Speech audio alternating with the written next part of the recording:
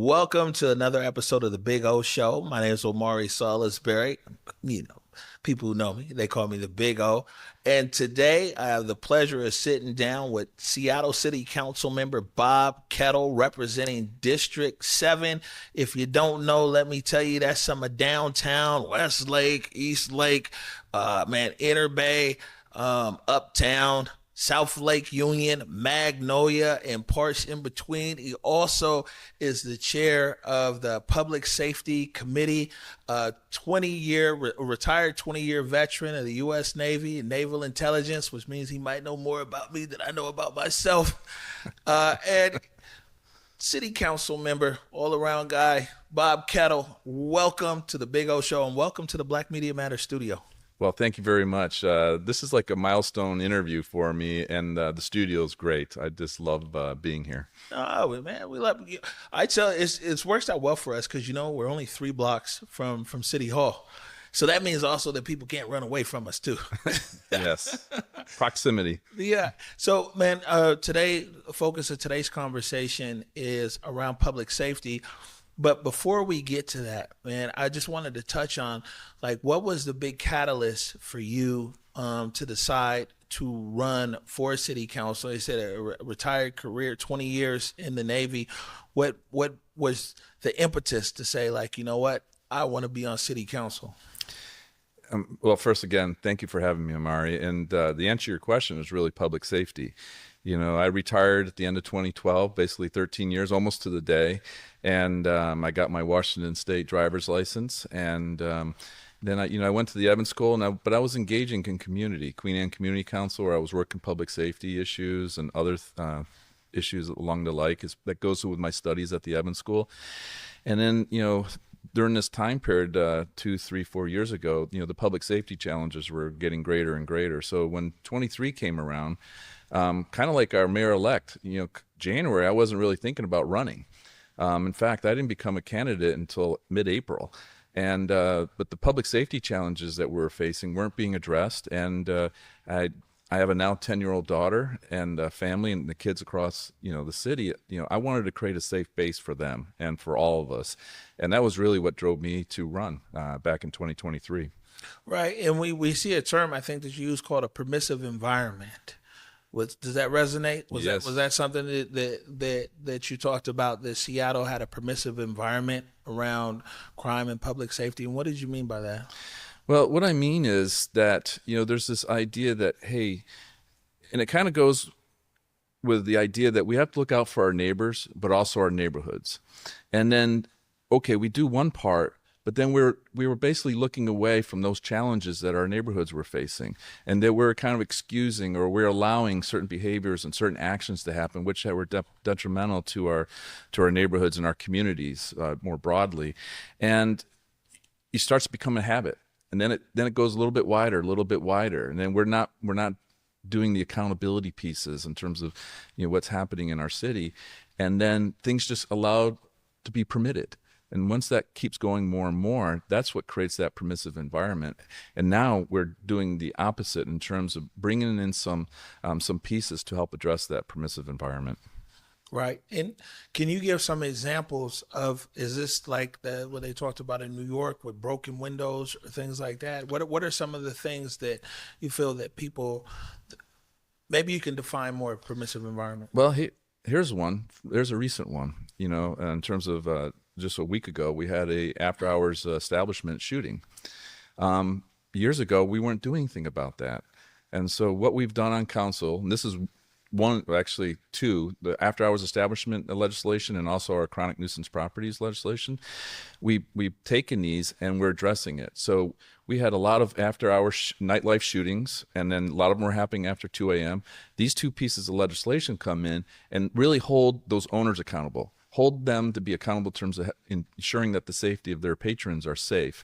And these pieces come together, and what happened is we really sent a message that, hey, we cannot allow this permissiveness to happen, to use that word again, either at the location or next door in the parking lot. So now we've had a dramatic reduction. Granted, we had one last weekend, but a dramatic reduction from the first half of the year to the second half of the year. And that shows where our policy legislation, like after hours establishments and chronic nuisance properties, can be used, in this case by Chief Barnes, to really address that situation. So then it's not happening more and more. Right. Well, what is Seattle getting right around public safety? In public safety, I mean, even more than just police presence, I mean, it's really the public safety. And what are the challenges? Well, I'm glad you asked that, because a lot of times people do default to the Seattle Police Department, but it's much broader than that. It is, fire. It's the care department. It's crime and security on one hand, but it's also fire and rescue. And that's, again, fire department. But it's also alternative response to address those challenges that, for that person who's in distress or who's in crisis on our street, working to assist that person. And so to move forward. And so that's part of public safety. Emergency preparedness. We're liable for the big earthquake at some point. That's part of public safety. But it's even broader than that. It's when public safety also touches housing and human services in our communities. Community safety is really important in terms of like when our kids are walking home from school and those kind of programs. It's about the whole piece. And really, for the city to have like a overarching architecture so that things are working together, so that when we're not doing different pieces of legislation, at least on the legislative side, in isolation, that we do different pieces that work well together. It's like my example that I just gave with the after hours establishments and the chronic nuisance properties. We have to do these things where they come together within public safety, but also between public safety and these other areas of government. Right. Excuse me. I think I think sometimes it's a pushback from government, in government meaning maybe city councils, mayors, police chiefs, where like right now, if people say that like, okay, numbers are down in say shootings and shots fired, this is something that I actually track really closely. But man, there's a difference between numbers and ink on paper and how safe people feel. Just like the economy, you never know where the economy is at these days. These guys tell you the economy's great, but it don't feel great. You see what I'm saying? And I think it's the same thing kind of sometimes around public safety. Some of the things that stand out the highest, of course, is homicides and shots fired, but public safety is also if somebody gets hit by a train, you know what I'm saying? Mm-hmm. Like, are they safe down there on the road? But keeping it around like gun violence and things like that, we hear that the numbers are on decline. We hear the shots fired are down. We hear these but man, how is the public sense of safety being addressed? Because someone hearing numbers, but then also finding out that a friend that they went to college with or high school with or whatever was just murdered down the street, or a homicide happened, or somebody shot up a block, it doesn't make people feel safe. Your question reminds me of your question at a press conference recently where I jumped back to the podium after Mayor O'Hara had spoke. And it goes to this idea that, again, it's not just our neighbors, but our neighborhoods that we have to look out for. It's not just reality, but the perception of reality. And to acknowledge that we still have these challenges that we face. Too many people say, hey, we've moved forward here and there. And they don't really acknowledge those challenges that we still have. And just like your example there in terms of, hey, everything is being told everything is great. It's expectation management too. When we pass our bills and we're working with the executive, some people say, oh, this solves the problem. There's a lot of people in government say, oh, this solves the problem. No, it doesn't. No. That's the shiny initial, press conference, whatever. But you have to implement these pieces. We have to work with Seattle PD or fire or care department.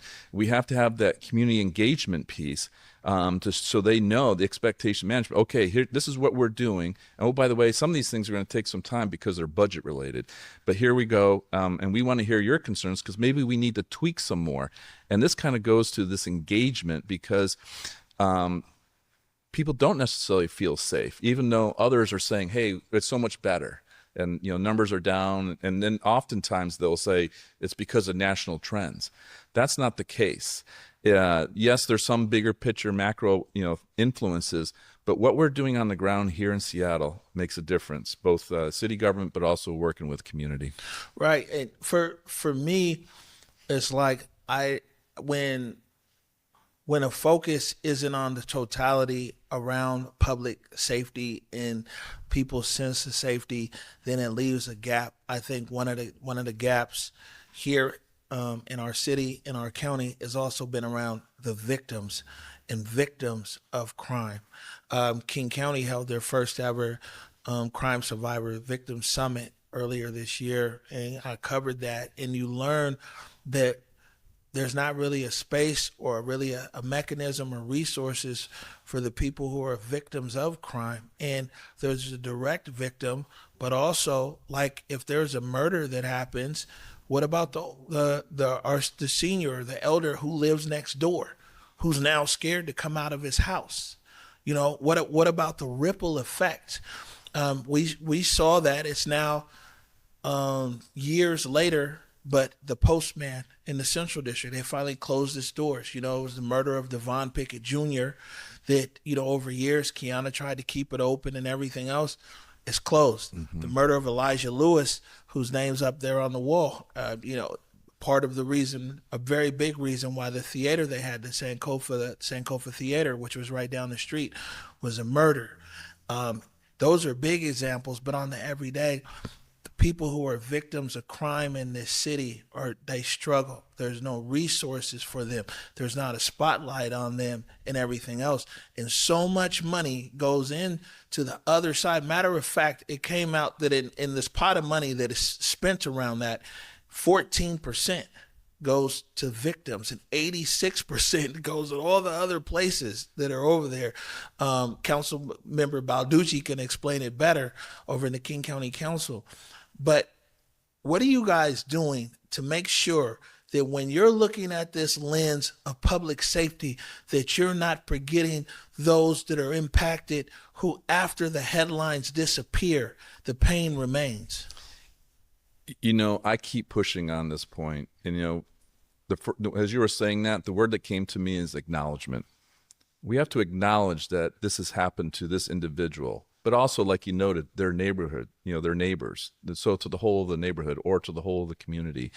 And it goes to a point that I was saying quite a bit last year and also this year, that we need to lead with compassion for that individual, but also have the wisdom to look out for, again, neighborhoods and communities. Because what happens is too many in our city get boresighted on, get so focused on that person that's in need and crisis, but is also doing whatever pieces, like in terms of, as I said, once you have a drug market, you have a stolen goods market, and then you have all these different pieces where you have victims. And we do need to work with this individual, but the focus cannot solely be here. It has to be on the others. We have to acknowledge them, and we have to work on these pieces, because if an individual may be arrested 6 times, half dozen, a dozen times, and there's a lot of talk about, hey, what can we do for that person? And we should do that. And again, that's starting with compassion. But the wisdom piece needs to acknowledge that there's a half dozen or a dozen victims, and then what happened to them, and what's their story, and how, and the ripple effects, as you said, because it's noticed by others. And that, I've been saying this for 2 years, but in this city, the focus tends to go to that individual or individuals who are often, for different reasons, maybe committing the perpetrator. I mean, so let me say this in just more plainer terms, in a sense that it's like when listening down there in City Hall, the attention all goes on to the perpetrator. Yes. The attention goes on to the people who harm our community, yes, who do harm to our community. And yes, I don't hear any attention that's going on to the people who are victimized. And then also look at it like this, is the flip side is that we're often victimized time and time again. There's no focus that's there on those that are victimized. If someone stole from the city of Seattle as an employee, they wouldn't be able to return as an employee for the city of Seattle. City of Seattle might show some grace and not charge them, press charges, maybe try to get them a program, but they can't come back there to do harm again in the same capacity. I don't understand how it's okay, especially these violent crimes. It's okay for people to continue to come back in a violent way. I heard Mayor Harrell during the debate, and also Katie Wilson, and they're talking about, man, there needs to be some space and grace.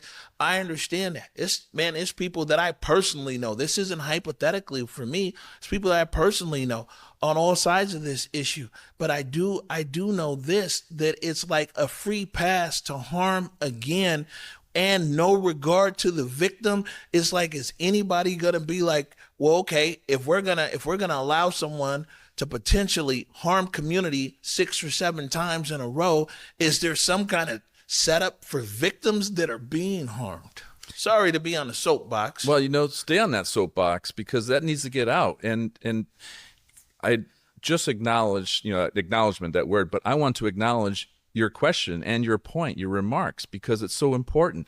Because of that focus, it happens so often. I believe in law enforcement assisted diversion, but what I tell people is, out of 10 people, we could have 4, 5, 6 people be diverted. Fine. But that means the other 4, 5, or 6 that cannot be diverted need to go to KCJ, King County Jail. And they need to be held accountable for their actions, particularly, as you're saying, at the felony level and so forth. But what happens so often is that, for different reasons, they're not held at King County Jail, or they're not held to account. You see this in, related to the city attorney as well, and as it's come up over the course of this year and with the campaigns. We have to ensure that it's one thing for those that can be diverted for law enforcement assisted diversion, for good reason, maybe because of it's just the addiction or the disease. But we cannot look away from the other actions that were taken, because, when you do, then you're saying it's permitted, which goes back to your first question about the permissiveness that we allow. What you're describing is what creates that permissiveness environment. And here's the thing, Omari, when I say this, and I say it's that connecting tissue through all the various public safety challenges we face, right? I get ridiculed to make that point. I get people who say, hey, you're always talking about that, but what are you talking about? That's nothing. When in fact, it is true, and it's a reflection of what you're talking about. What you're talking about creates that permissiveness, and again, that permissiveness is that connecting thread amongst a bunch of different pieces that we had. I remember when Ina Kwan was shot on 4th Avenue by the old CVS. Mm-hmm. We get to a point where, hey, these things are just going to happen. It's permitted. And it's shocking. It's sad that when it takes something like that to happen. And here's the thing. So it happens in different parts of the city, and it doesn't necessarily have the same impact. But you know what? It should. Yeah. That's the sad part right there, Omari. I think so, not that anybody asks my opinion, but it's my show. But I think that oftentimes that city hall, city government lives in an echo chamber. Yes. And you guys are reactive to the loudest voices who might not necessarily represent the everyday person on the street. A lot of people who are most impacted by crime is essential workers, is poor people, and everything. Man, they're not going to no public comment. You know what I'm saying? They don't have time to write Bob Kettle an email. They deal with it. And they deal with it, and guys aren't hurt. I think what would really be good for city council, for all you guys, is to really take some field trips and not let it be guided by no group. You see what I'm saying? I hear what you're saying. Guys need to just be on the turf and really talk to regular people. It doesn't need to be curated by any government group or any nonprofit. And you guys just need to really talk to people on the street, and you ask them some of the same kind of questions, and you get an unfiltered feedback. Because a lot of people that are in City Hall who are there in this echo chamber, man, they have their own best interest as well. Well, I'll tell you, thank you for bringing this up. And I will tell you, We have 34 bills, public safety bills, pieces of legislation out of this term of the council over the last 2 years. And, you know how you do that? You do that by taking in the information that you may get at public comment or those emails, but also reaching out to different communities. And this came up with our technology bills, the automatic license plate reader, the CCTV, the real-time crime center, and so forth. You have the, as you noted, as you said, the echo chamber, but you know what? That echo chamber just echoes amongst itself. And this is a challenge that I face as a council member, to be blunt, because there's a lot of groups that come to me to include on these public safety pieces. And they say, hey, we've been working this issue.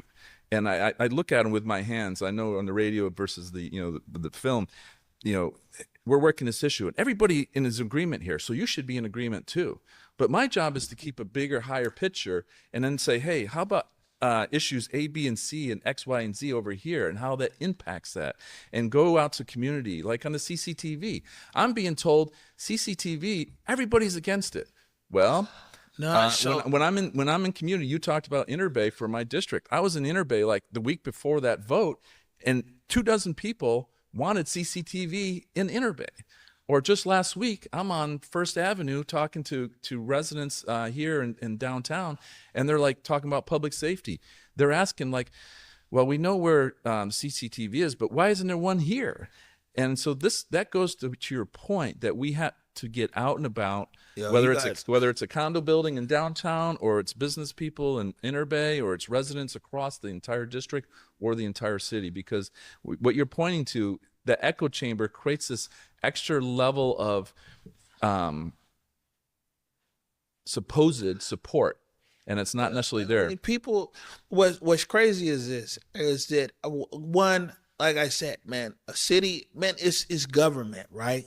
In government on all levels, there's lobbyists. Now, I'm not calling people registered lobbyists or anything like that, like a level like in Olympia or in Washington, D.C. or something, but people are lobbying for their best self-interest or the interest that they represent. And a lot of times, not every time, of course, this lobbying is represented and wrapped in the cloak of community. You know what I'm saying? I mean, it's, oh, well, community wants this or community wants that. It's like, man, is it really? Or is this you guys advocating making the biggest amount of noise around things that are in your own best interest? I mean, and the other thing is, it's okay. Like, you guys, I'm not trying to tell you guys how to do your job.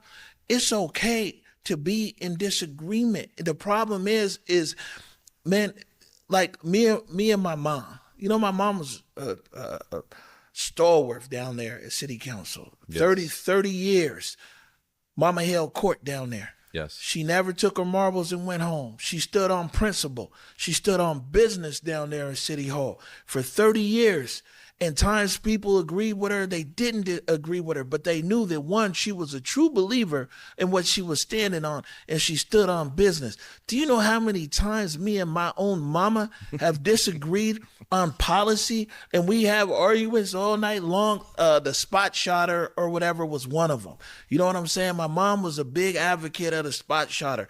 I wasn't an advocate of the spot shotter. But you know what? In the sense that my mom's advocacy, 30 years down there in City Hall, this legislation, this police chief, that police chief, it stood for something.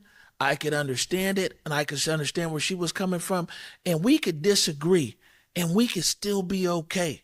And one way or another, life's going to go on. I think the challenge that you guys face down there in City Hall is, if you don't agree with something, the big echoes, the big whatever's come and chase you guys is basically not being human. I don't agree with the CCT stuff on some spaces, for my own reason. But I also understand when I talk to these mamas who have lost their sons and their kids and victims and victim advocates, I understand where it's like, okay, well, man, CCTV. So the willingness to understand an issue and whether you agree with it or not, and be able to not fold on your principle of what's best for your people in your district. I don't know, man. I got some kind of issues sometimes with City Hall. I'm not taking them out on you, Bob, but I mean, do you understand what I'm saying? I understand what you're saying. First, huge respect for your mother, your mom. I've seen her down in Chamber at City Hall, but I've also seen her out in community. I've been to a number, not recently, but I've been to a number of the African American Community Advisory Council with SPD, where your mother, would stand up, would speak, and everyone listens, by the way, and she really contributes to our city, and over the decades, as you noted, and by extension through you. And I just wanted to say that because I've seen her not just in City Hall but in other locations, and she has made a mark on our city, and that's really important to acknowledge. But to your point, it is like, how to engage, how to as you were saying that, you referenced me being in the Navy. I've been around the block too many times. I've been around the world too many times. I had naval deployments with Bosnia and the Balkans, Iraq, Afghanistan, the global war on terror at sea. But I've also was in country. 0304, I was in Baghdad. I was, the Kosovo. I was the executive officer to General Clark's intel officer, a one-star Air Force general. I had 2 years in Russia. But you can imagine, as a naval intelligence officer, 2 years in Russia was a very interesting time. I've been around the block, and I'm about to come up on a milestone birthday too, and so I've reached the point where, hey, I have my North Star, and so to your point about the echo chamber and so forth, I take it in, I say, hey, this makes sense. I like this. Okay, but the echo chamber piece doesn't impact me. I have my North Star. I have my 3 strategic priorities as a council member. We have, for the Public Safety Committee, we have a mission, a vision, and a strategic framework plan for a safer Seattle, which we're doing a little bit of a review right now. We're going to update it, and you'll see that next week and then again in January. And so that is what drives me. It's not the echo chamber. It's the strategic framework plan. It's my 3 strategic priorities as a council member more generally, more broadly, and ultimately the North Star. As someone who took celestial navigation back in the day when I was at officer candidate school, that is what's important. And then that reflects community, that reflects family, that reflects all these pieces. And so when I'm talking to my colleagues like Joy Hollingsworth, that's where I get the insight, in terms of what's happening, like with the Black community. I don't just listen to what's being said at in City Hall and in council chambers. I'm reaching out to my colleagues. I'm reaching out to others who are major players. You're like I said, that one press conference, when you asked that question reflected a lot of knowledge of community, and it acknowledged that there's too much focus on this individual who's perpetrated these crimes, but not enough on the victims, and not just the victims themselves, but those that are living in that world of the victims, whether just neighbors or family members, whatever they may be, classmates, across the board. And so I'm picking up the points that you're laying down with your questions and your remarks, and it's important to put out there. And by the way, we can do it in a collegial way. I have major disagreements in certain areas with my colleague Alexis Mercedes Rink, but that's okay because there's other areas where we actually are working. But we need to do it as adults in the room. We need to show that West Coast Blue cities can be run well. And I will submit to you that the city council is not a toxic environment. It is an environment that is collaborative to a large degree, acknowledging that there's disagreements. And I will say that even with there's discussions about public safety, but this council is about moving forward on public safety to ensure that we have a safe base. 34 bills, all but 2 were either 8-1 or 9-0. And that happens with a lot of work, with engagement with our colleagues, getting amendments in, getting different pieces. These technology bills are not standard technology bills. We put a lot of Seattle values in there. And that comes about through the amendments. That comes from engaging with community.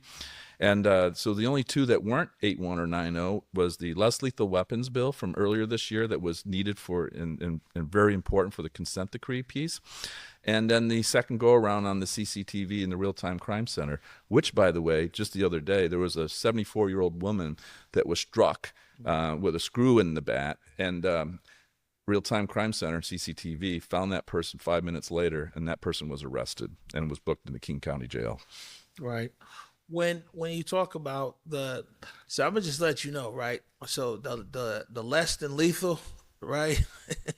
My friend, this and also this spa contract. You guys still have to approve the contract, right? Yes, yes. So this accountability issue in the spa contract. Let me tell you about this less than lethal, right? Me personally, the police. I feel that the police need to have access to less than lethal weapons for sure. And there's a time and place. But when it comes to crowd control, because I mean, on the everyday, ideally, a less than lethal is a taser. A less than lethal is mace. A less than lethal is also a baton. A less than lethal could be, it's not a rubber bullet, but for practical terms, a rubber bullet. Everything else, tear gas. It can be flashbangs. But man, for crowd control, I'll be honest with you, as somebody who's in the middle of it, man, these guys, they show no regard. I got a whole tape here that we can borrow, man. SPD's greatest hits, man, where they're just literally targeting me, where you're supposed to roll the ball, where they're throwing them overhead in the crowds, where they're doing. I mean, I'm just letting you know that, like, in real life, I'm glad that this stuff is on paper, and they had all of these rules that were in place. It said that it should be at least 30 feet away. You should never throw them at people. You should roll them at. All that stuff went out the window. And if there's not a commander who's right there who's saying, like, we're going to deploy this less than lethal whatever, in by the book, then man, anything goes. I'm just letting you know, as somebody who experienced it, I lost hearing for a while during the protests because they were throwing these things at our head, even though we had all of our press stuff on. Just real life feedback, man. Well, I appreciate that, and in my former world, that's called lessons learned after action reviews, lessons learned, and incorporating those lessons learned. And so for like tear gas. And we were media, by the way. This was late July 25th. We're in a media corridor. It's no even mistaking us. So I imagine this is what they did to the media. And so that's why like certain things require mayoral approval, and then after a declaration. And so we take those lessons learned, and it's an iterative process. Omari, we have to constantly be engaging on these things. And by the way, it takes people like me who are, obviously strong in public safety. As a military guy, people say, okay, yeah, you have a good relationship with the police officer. It's even more important for people like me to call out things. So like if I'm meeting with Chief Barnes, say, hey, what is going on here? Do we need to tweak this legislation, these laws? Do we need to, make additional changes or what's going on the training side? What's happening? Because we have made a major improvement on these pieces, but there's always more work to be done. It's about incorporating these lessons learned and having, this idea that, hey, we should always be looking to learn and improve. And I think that mindset is really important. By the way, you mentioned accountability, and we do have a vote coming up on Tuesday. This kind of goes to the echo chamber point that you said earlier. A lot of people were saying different things related to the SPOG agreement, and I'm not going to speak on it other than to say, in terms of details, I'll say this on Tuesday, but people have thoughts on how we do things. But here's the thing. People also need to understand labor law. And so unless the laws get changed in Olympia, people have to understand that part.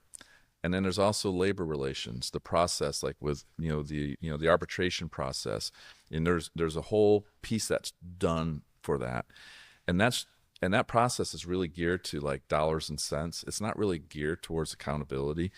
So when we're engaging to your point about echo chambers and so forth, there is a strong need to understand state labor law, and there's also a need to understand the procedures and the practices of the labor relations community and that world because of the impacts. Because I do hear all the input. I hear the public comment. I see the email, and that's going to be something that I will raise on Tuesday again.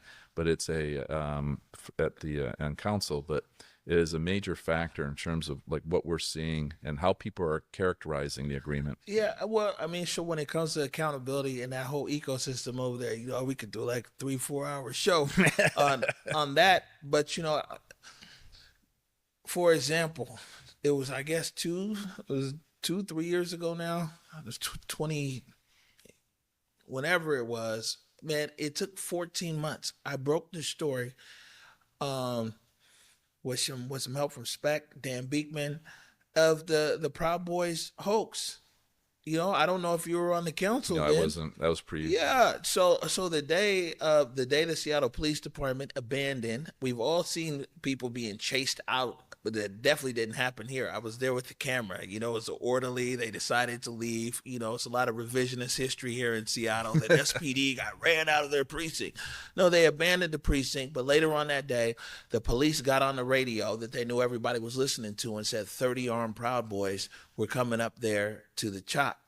And that set in a chain of events and everything else. That's where initially you see all these images of people going and grabbing their guns because they were waiting for the Proud Boys, all this kind of stuff.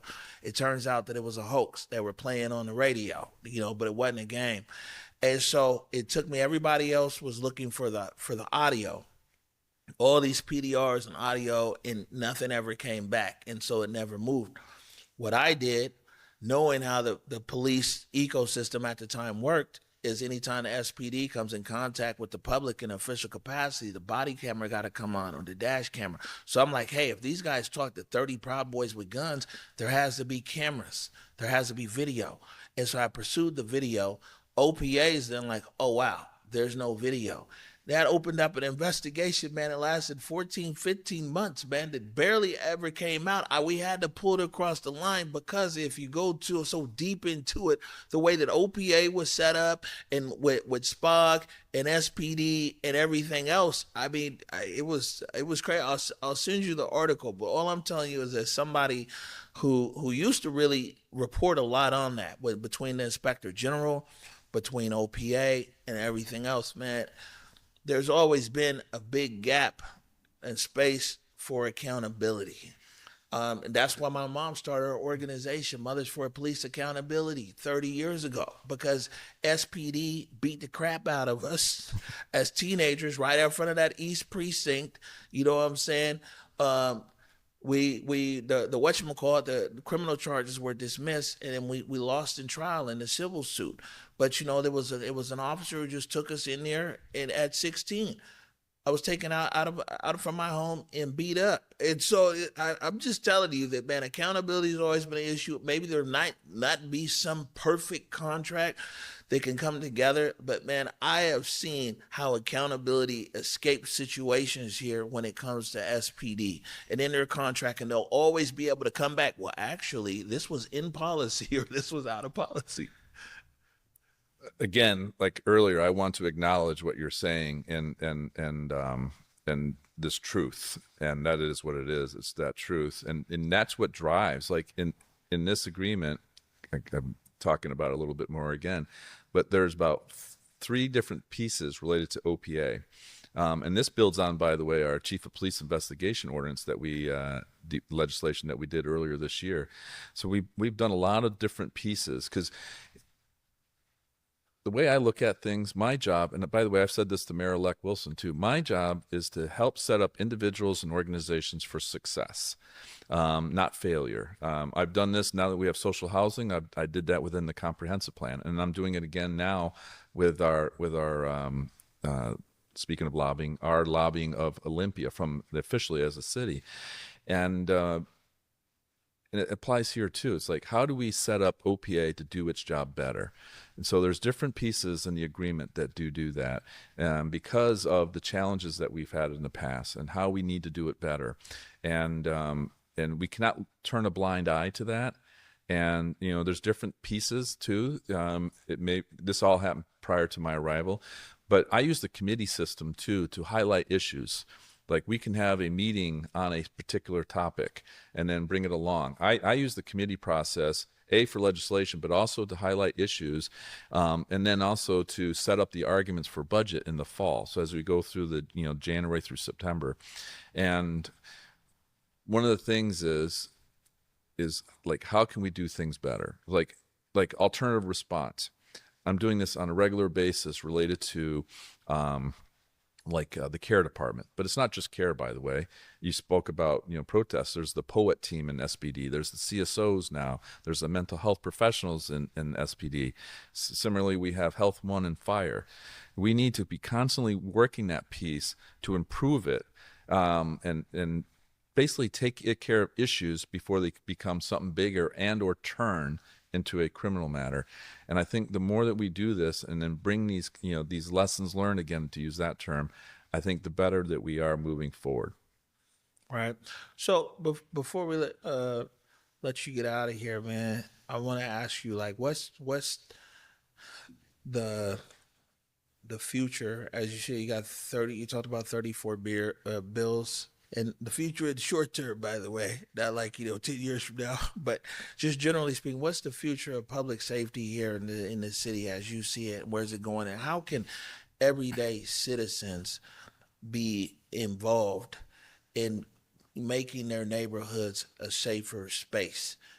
And ideally without involving the police, man. But that plays too. But because there's so many elements of public safety, and maybe they can learn more about different programs. They can get involved in X, Y, and Z.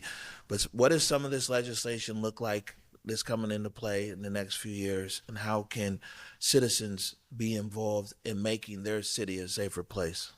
Well, I mentioned like the strategic framework plan and those pieces, but when listening to your question, I'm reminded that during the course of 2020, I was on the Queen Anne Community Council. We were having public safety meetings with a bunch of different groups, with Seattle Police Department, with others, and we created a 2-page police and public safety reform.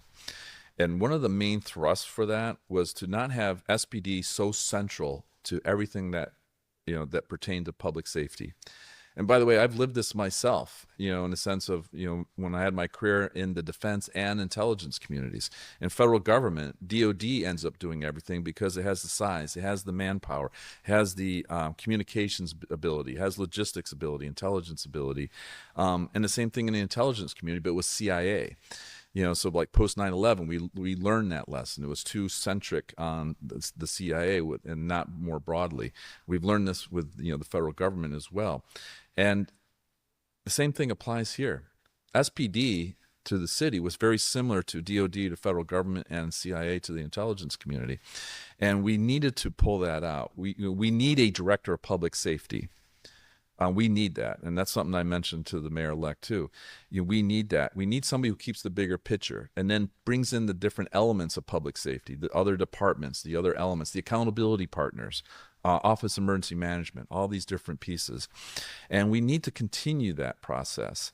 And I think that is really important, because the police department, violent crime and property crime, but also engaging and supporting other areas. But there are the two main areas. But fire has its pieces, care has its pieces. The alternative response is so important. Working with community and raising that community piece is really important too. Because I did it when Queen Anne Community Council. So when I became council member, I created the District 7 neighborhood council, which is basically a council of councils, where the Magnolia Community Council, the Queen Anne Community Council, Uptown Alliance, South Lake Union, Belltown Community Council, Belltown United. We now have a downtown community council for the residents. DSA with the businesses, but we have that with the residents. And it's about uplifting the voices of community within District 7. And my colleague in District 3, Joy Hollingsworth, is doing similar things now in District 3, reaching out to the community across the board in District 3, but also in other communities as well. And raising that piece is so important. Taking ownership of what's happening in your community. I'm still a block watch captain in my neighborhood, and engaging and knowing your neighbors, and giving voice to those that haven't had that voice and having that voice raised, to in of itself, but to also ensure that the echo chamber that you noted isn't driving everything. And so my goal is to do this in District 7 is my responsibility, but also to do it within the broader public safety world, given that I chair that committee. And I think if we do that, I think that is, you're talking about like longer term, I think we need to continue that trend. We need SBD for what we need SBD for, that main piece, in terms of crime and so forth. But we also have to work the other elements of public safety to ensure that they're done and done well. And then if we do that, we tend to take care of issues earlier. We tend to get an advantage. We're not reacting. We are being ahead of the game. And I think if we do that, again, with a greater community voice, we'll be in a better place. Good stuff. Real quick, D7, what are some of your favorite restaurants there? Well, there's tons all across, and from Magnolia. By the way, Councilmember Dan Strauss and I, we shared Magnolia, so I a little shout out for Magnolia Village and the pub there and so forth. But Betty on top of Queen Anne Hill, we have a new Cornelli on top of Queen Anne. That's great.